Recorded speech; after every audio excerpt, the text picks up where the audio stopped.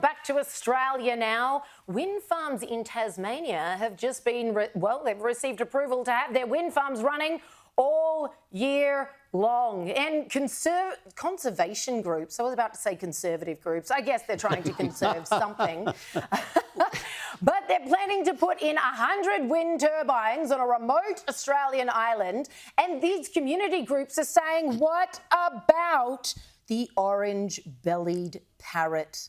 Get this, they said that in 2017 there was just 14 left of these orange-bellied parrots in the wild. I know what you're thinking, how on earth could they possibly know that?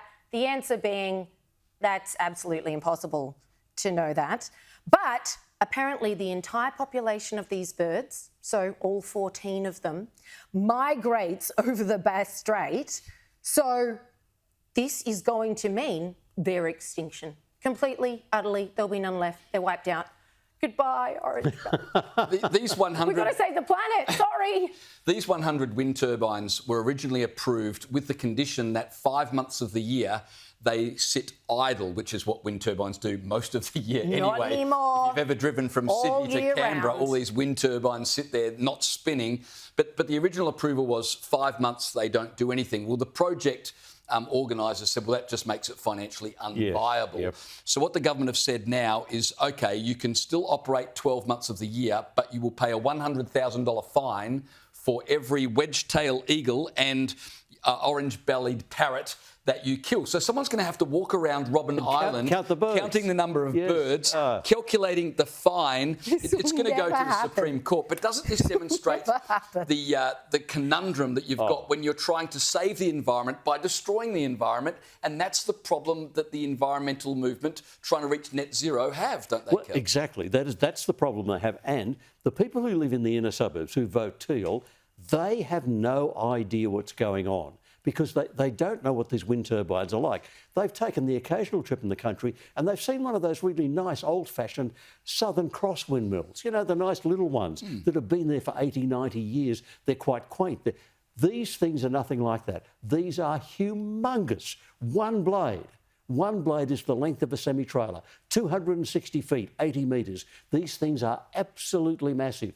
Unless you've seen them in the field, and I have, you've got no idea how huge they are. And there is no planned obsolescence. They build these enormous things. They have a life of about 20 years. And what happens at 20 years' time, we don't know. What do? Do you bury big things like that in the ground? It's no one has thought through the consequences of this. It is, as you said, it is let's destroy the environment because that will save the environment. And it's not just on-air wind turbines, but wind turbines being built out at sea are also problematic. The West Australian Fishing Industry Council has said that the government are flying blind, quote unquote, in their approvals of offshore wind turbines because no one's quite worked out what happens with the migration patterns of fish. There's reports from European countries that fish migration patterns are being interrupted. And on the east coast of Australia, you've got whales migrating. You've got dolphins as well. And no one understands the effects of the electromagnetic field that's generated by these wind turbines offshore on local fish. And even if it has no effect, what does it mean for fishing rights? Fishermen have now not got to negotiate these huge tracts of sea that are dominated by wind turbines. So you've got problems everywhere, Liz. Oh, absolutely. And the thing is that these people can still masquerade as being the greenies. Oh, we're trying to save the planet. We're all about nature and the survivability, etc. and so on.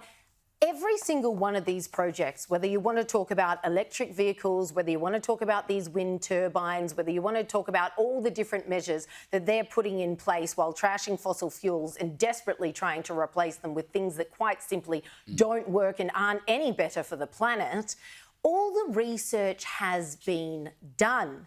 So much like this fellow, Daryl Hockey, is talking about, he's like, I know what this is doing.